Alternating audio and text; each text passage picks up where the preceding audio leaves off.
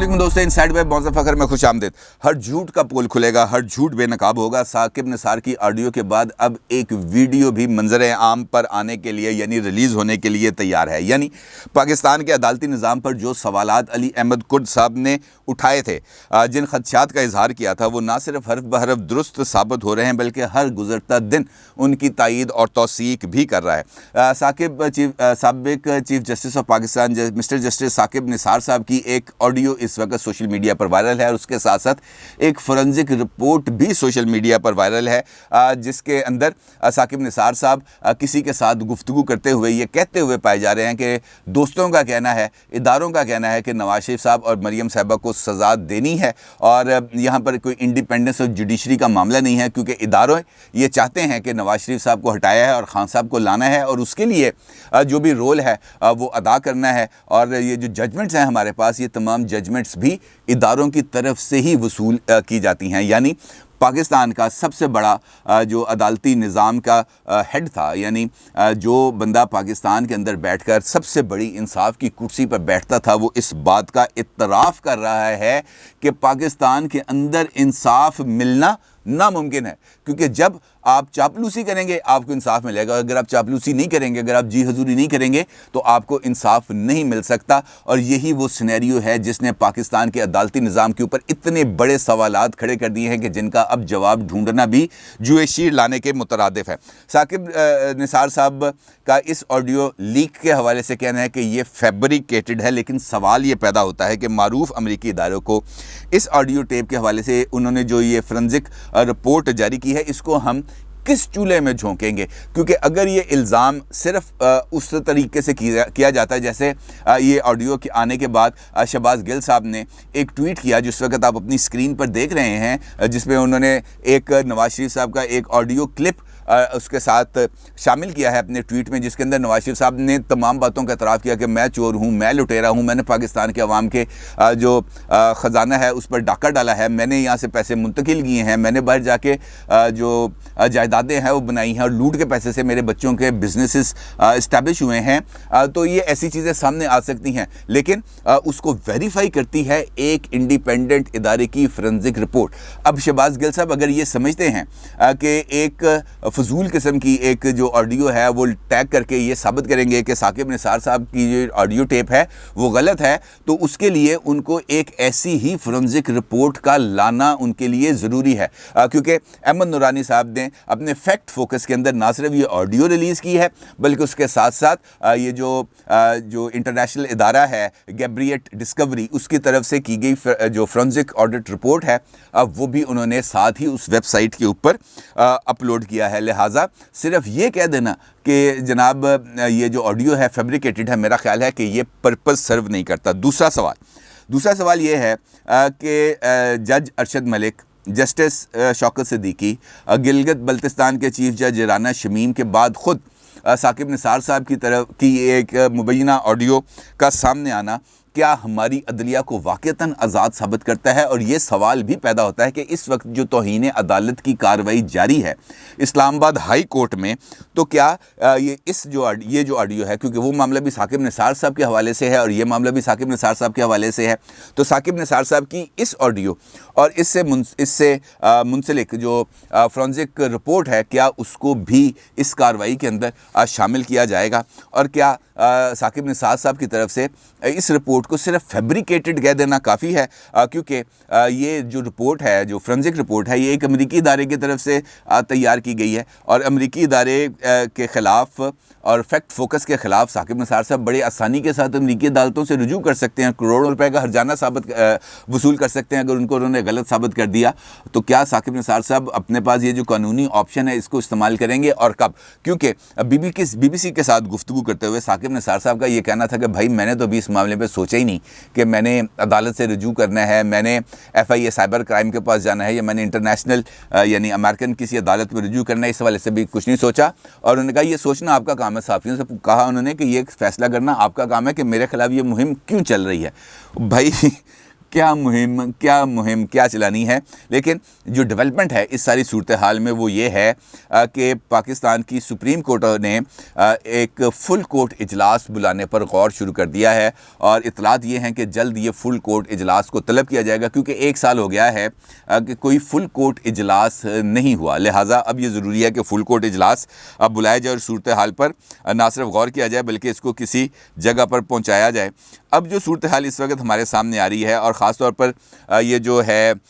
گیریٹ Discovery, اس کا بارے میں اگر میں آپ ان کی ویب سائٹ پہ جائیں، اور ان کی ویب سائٹ کا ڈیٹا اس وقت آپ اپنی اسکرین پر دیکھ بھی رہے ہیں، تو یہ بنیادی طور پر ان کی جو ایکسپرٹیز ہیں یہ computer forensics, mobile video audio forensic experts ہیں، اور اس کی یہ ایگزامینیشن کرتے ہیں. اور ان کی ویب سائٹ کے مطابق ابھی تک انہوں نے 352 ای ڈسکوریز کی ہیں، 3805 کمپیوٹرز کا فورینزک کیا ہے، اس کے ساتھ ساتھ 774 موبائلز اور 1152 آڈیو فائلز کا انہوں نے فورینزک کیا ہے، 941 ویڈیو فائلز کا فورینزک کیا ہے، اور تقریباً 928 ایکسپرٹ رپورٹس انہوں نے سبمٹ کی ہیں. اور دلچسپ بات یہ ہے کہ یہ ادارہ صرف رپورٹ نہیں دیتا، بلکہ اگر یہ معاملہ اور ان کی رپورٹ کو کسی عدالت میں چیلنج کر دیا جائے تو یہ ادارہ اس عدالت میں پیش ہو کر اپنی جو ایکسپرٹیز ہے، اپنی جو رپورٹس ہیں، اس کے حق میں نہ صرف سٹینڈ لیتا ہے بلکہ عدالتوں کے اندر اپنے کیسز کو ثابت کرتا ہے. یعنی آسان الفاظ میں اگر اسلام آباد ہائی کورٹ کے اندر جو مقدمہ چل رہا ہے اس مقدمے کے اندر یہ آڈیو ٹیپ اور اس سے منسلک جو فورینزک رپورٹ ہے اس کو پیش کر دیا جائے، اور اسلام آباد ہائی کورٹ یہ گیریٹ جو ڈسکوری ہے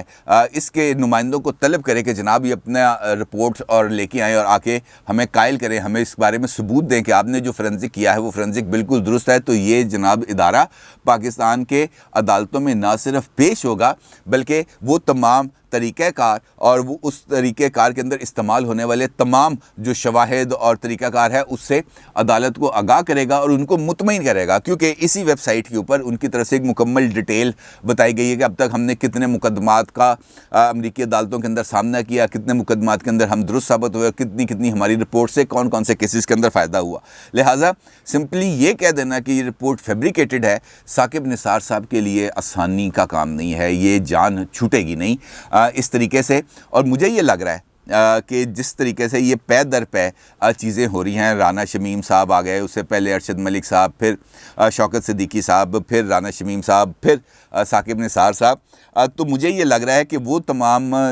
قوتیں جنہوں نے عمران خان صاحب کی حکومت کو بنانے، ان کو کھڑا کرنے، ان کو سجانے سنوارنے کے لیے جن مددگاروں کی مدد لی تھی، ان تمام مددگاروں کے ایکسپوز ہونے کا وقت آ گیا ہے، اور شاید ان تمام شخصیات کے بھی ایکسپوز ہونے کا وقت آ گیا. اور یہ وجہ ہے کہ سوشل میڈیا پر ایکسپوز ثاقب نثار صاحب کا اس وقت ٹرینڈ بڑے جوش و جذبے کے ساتھ جاری ہے. دیکھنا یہ ہے جو اہم معاملہ جو میں آپ کے ساتھ ڈسکس کرنا چاہتا ہوں کہ کیا ہم واقعتاً یہ بات سمجھنے کے لیے تیار ہیں کہ ہمارے جو عدالتی سکم ہیں اور ہمارے اداروں کی جو چیرہ دستیاں ہیں، جو ظلم و ستم ہے، اور اپنے آپ کو درست ثابت کر کے پوری کی پوری رائے عامہ کو غلط ثابت کر دینا، لوگوں کی ججمنٹ کو رد کر دینا، لوگوں کے حق حکمرانی کو پیروں تلے رون دینا، یہ سلسلہ کب رکے گا؟ اور نواز شریف صاحب کا جو کل کا خطاب تھا جو انہوں نے عاصمہ جہانگیر کانفرنس میں کیا، وہ اس حوالے سے بہت اہم تھا، کیونکہ اس خطاب کے اندر انہوں نے ایک مرتبہ پھر سب کو اس ایک پلیٹ فارم پر جمع ہو کر آگے بڑھنے کے لیے ایک راستہ دیا کہ جناب ہم سب کچھ بھول کے ایک مرتبہ پھر ایک مشترکہ جد و جہد کا آغاز کریں، اور وہ جد و جہد ہوگی عوام کی حق حکمرانی کے لیے اور اداروں پر ہونے والے، عدلیہ جیسے اداروں پر ہونے والے اس دباؤ کے خاتمے کی جو ان کو آزادانہ فیصلے سے روکتا ہے. اور کیا سوال یہ ہے کہ کیا اب ہماری جو تمام پولیٹیکل جماعتیں ہیں، ہماری جو سول سوسائٹی ہے، ہماری جو بار کونسلز ہیں، وکلا تنظیمیں ہیں، کیا وہ سامنے آ کر ایک ایسے پلیٹ فارم پر ایک ایسی مشترکہ جد و جہد کا آغاز کریں گی؟ کیونکہ آڈیوز آنا، ویڈیوز آنا، اداروں پر تنقید کر دینا، شخصیات پر تنقید کر دینا، یہ تو ایک بہت چھوٹا سا ایک آئی واش ہے، اور اس کے ذریعے جو طریقہ کار ہے وہ یہ ہے کہ ایسی چیز پھینک دو تاکہ لوگوں کا ٹیمپریچر کم ہو. لیکن لوگوں کے ٹیمپریچر کو اس طریقے سے کتھارسس کا ذریعے دے کے ختم نہیں کیا جا سکتا. بہتر یہ ہے کہ ایک واقعتاً ایک ایسا لاہ عمل اختیار کیا جائے، ایک ایسی لائن آف ایکشن کو ڈرا کیا جائے جس کے اوپر چلتے ہوئے ایک بند باندھ دیا جائے، ایک دیوار کھڑی کر دی جائے اور اس دیوار کو کوئی توڑنے کی کوشش نہ کر سکے۔ اور اگر یہ جد و جہد ہوتی ہے تو یقین جانیے کہ پاکستان کے اندر جو منظرنامہ ہے وہ بدل جائے گا، کیونکہ پاکستان کے مسائل کی اگر ہم اس کی ایک لسٹ بنائیں تو اس کے اندر جو سب سے بڑا نقطہ آئے گا وہ یہی آئے گا کہ عوام کے حق حکمرانی کی راہ میں بار بار رکاوٹ ڈالی گئی، اور یہ رکاوٹوں کو جب تک ہم دور نہیں کریں گے ہم آگے نہیں بڑھ پائیں گے۔ اب اگر ہم دیکھیں کہ جو راستہ ہے وہ کیا ہے، دیکھیں غلطیاں ہیں اور ان غلطیوں کی اصلاح، یہ دو بنیادی طریقہ کار ہیں جن پر چلتے ہوئے کسی نہ کسی طرف جایا جا سکتا ہے۔ یا تو سامنے آ کر غلطیوں کا باضابطہ طور پر اعتراف کر لیجیے کہ جناب ہم سے غلطی ہوئی، جس طریقے سے پولیٹیکل جماعتیں کرتی ہیں، جس طریقے سے خواجہ آصف صاحب نے اور سعد رفیق صاحب نے برملا آ کے ٹی وی پر اس بات کا اعتراف کیا کہ وہ جو خط نہیں وہ ریلیز ہوا تھا حقانی صاحب کا، میمو گیٹ کے اندر ہمارا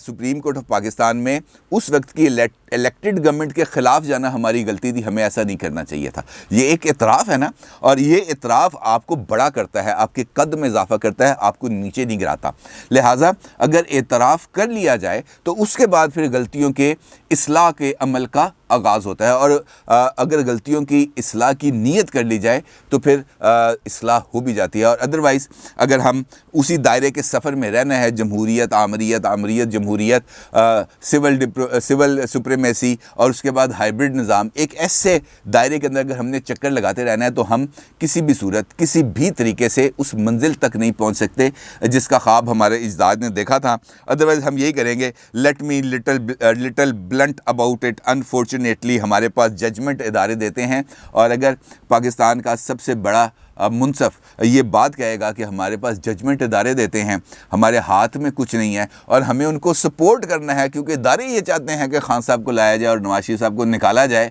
تو اس کے اوپر پھر افسوس کا اظہار ہی کیا جاتا ہے۔ بڑی اہم ذمہ داری آ چکی ہے اس وقت، میں یہ سمجھتا ہوں کہ کسی اور پر آئے نہ آئے، عطر من اللہ صاحب پر آ گئی ہے جو چیف جسٹس ہیں اسلام آباد ہائی کورٹ کے، کیونکہ ان کے پاس ایک ایسا کیس لگ گیا ہے، تو بے شک وہ توہین عدالت کا ہے، لیکن اگر وہ یہ ایویڈنس وہاں پر منگواتے ہیں اور اس کو ایک مرتبہ منطقی انجام تک پہنچا دیں تو یقین جانے کہ یہ بھی پاکستان کی بہت بڑی خدمت ہوگی، اور شاید اسے ہمیں آگے بڑھنے کا ایک جسے ہم کہہ سکتے ہیں پائیدار ترقی کا اور پائیدار سیاسی نظام کا ہمارے پاس کوئی راستہ نکلا ہے، کیونکہ یہی وہ راستہ ہے جہاں پر چل کر ہم ترقی کی منزل حاصل کر سکتے ہیں۔ اپنی رائے کا ضرور اظہار کیجیے گا۔ آپ کو بہت شکریہ۔ اللہ حافظ۔